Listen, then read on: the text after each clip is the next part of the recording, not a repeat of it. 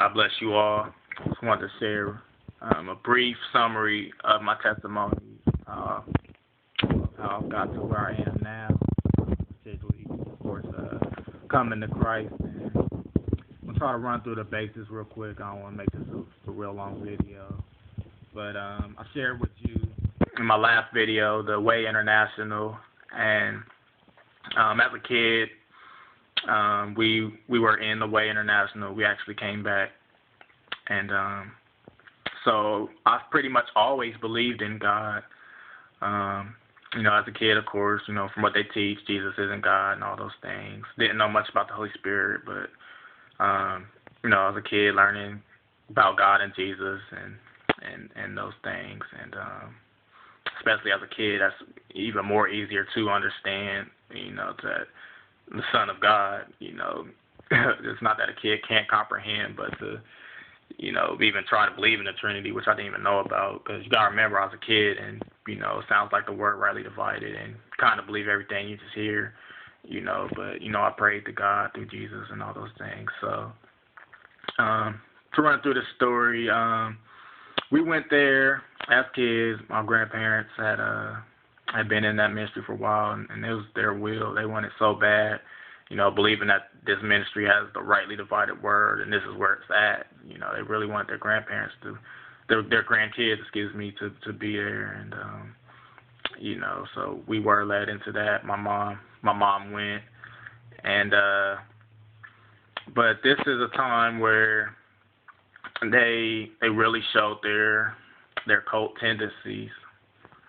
You would go like 3 times a week, and if you missed, they're calling, why'd you miss? They're at your doorstep, and it's not out of love, like, hey, are you okay?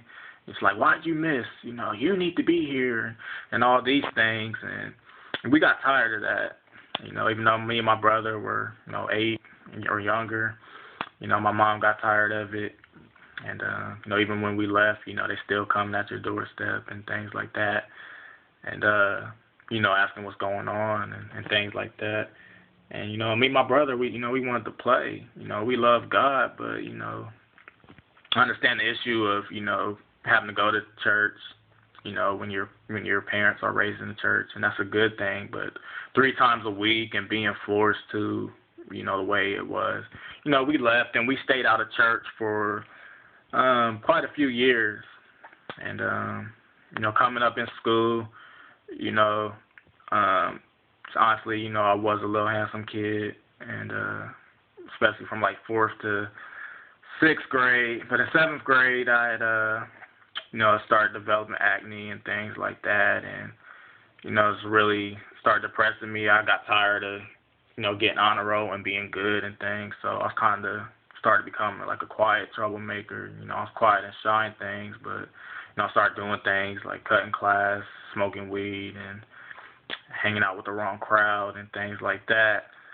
But this continued from about 7th grade to probably 10th grade, and I didn't smoke weed a lot, but every once in a while. And on my last trips of smoking marijuana, I would have very, very demonic trips. And you have to understand, it's not about me. There are people, of course, the marijuana smoke to get that relaxing effect, but it's demonic. The devil can make you feel good.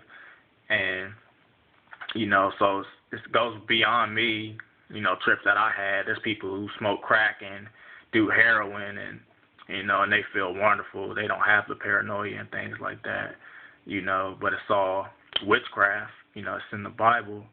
And, this is something kind of tough to talk about, especially I wasn't talking about it in high school, these trips I started having, because they're just going to look at you crazy, and it's just you tripping, or you have some sherm or something, you just weird or whatever. But again, marijuana is used to reach spirituality. It's used in the cult, and that is literally what it is for.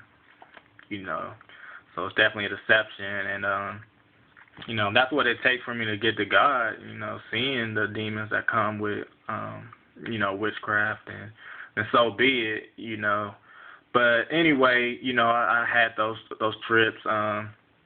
They were trips that were telling me that I was in hell, and every human face I saw, it was demonic, and the things were, life was just happening slow.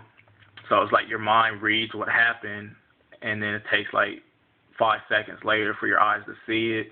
So it was a very, very demonic high and crazy deja vu. Just thinking you're in hell. So I was really possessed, and that's what drugs are. It's possession, because it's spiritual.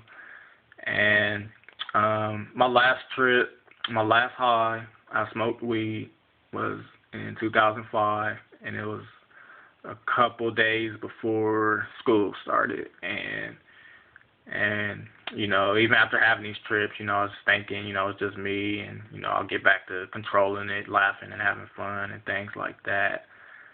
And this was not the case. It was probably my worst highs, things I'm not even going to mention. But one of the things I will mention where this trip it took me, I always seen, demons and faces, but this was the first time that, like, in my mind, it was telling me, like, yeah, you want to see the devil, want to know who the devil is. And again, with everything happening so slow, I already knew what was going to happen, and it was just scary. And I walked to the bathroom and looked in the mirror, and like that's him. And the whole high was crazy. I told my mom, like, man, I'm high. I smoke every once in a while, and I'm real scared. And again, I'm thinking I died and went to hell, and all hope is lost. But I told her, I want to go to church and things, and so she just looked after me and things like that, and waiting for the high to go down. But again, being demonized like that, thinking that this the end, like, I went to hell and that's it. So anyway, I made that promise to God. I would go to church and I would not smoke again, and I never have smoked weed again. And about maybe a month or two later, because my mom was ready to go to church too as well. We had went out to eat, and we found there's a banner of a church that was starting called Omega, and it's they were starting in a middle school because he hadn't had church yet, and it's actually a school I went to, and so he had his sermons there, and there I learned about spirituality, because I knew God was a spirit, of course, but I didn't know and understand that nothing happens by coincidence.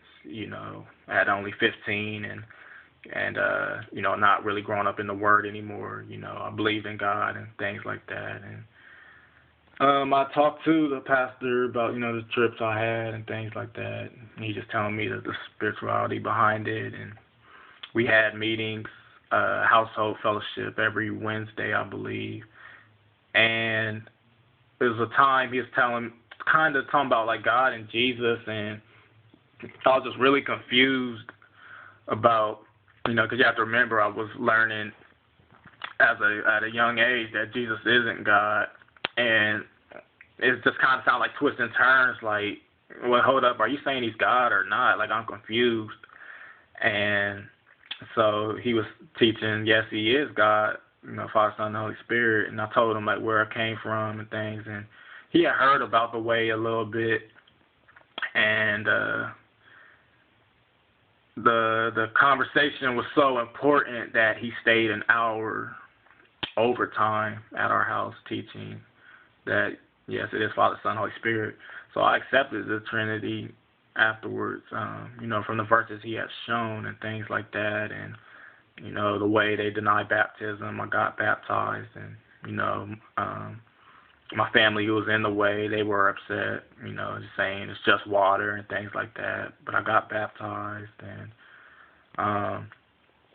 my dad, he had visited one time, and we're having communion there, And during the service, if you know the verses where it says not to participate in communion if you're, it's pretty much saying like if your heart isn't ready, then don't do it. Well, the pastor was saying there's somebody here that's not, that isn't to drink, and they know who they are, and I have to tell you because, I'm held accountable. Please don't get up. So everybody's wondering who is the person? Is it me? And all these things. But I went up, and everybody wanted to participate in communion. They lined up, and he had went to my dad, and he had whispered something, and it was basically him. It was him who shouldn't have participated, and everybody, my family, they were upset because they were saying who is he to deny communion to somebody? And my great grandmother, she was there, and she's around 90 at the time, and she was saying 80 years of church, I've never seen it. And she was very, very upset. So I'm gonna start another video, and I'll tell you why I'm mentioning this, because this is how we left this church. But I'll be right back with y'all.